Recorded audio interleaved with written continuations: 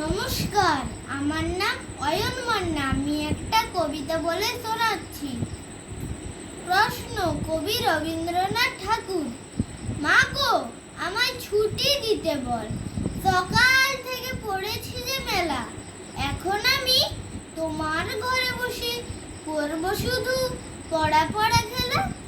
তুমি বলছো দুপুর এখন সবে, না হয় যেন সত্যি হলো তাই।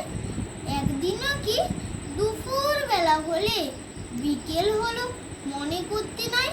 আমি তো বেশ ভাবতে পারি মনে, সূর্য ডুবে গেছে মাঠে শেষে। বাগদি বুড়ি চুপড়ি ভরে নিয়ে শাক তুলছে পুকুর ধারে এসে।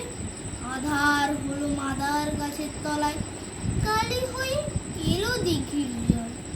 হাটের থেকে সবাই এলো ফিরে, মাঠের থেকে এলো চাষির দল। মনে করো না উঠলো সাজের তারা, মনে করো না সন্ধে হলো যেন।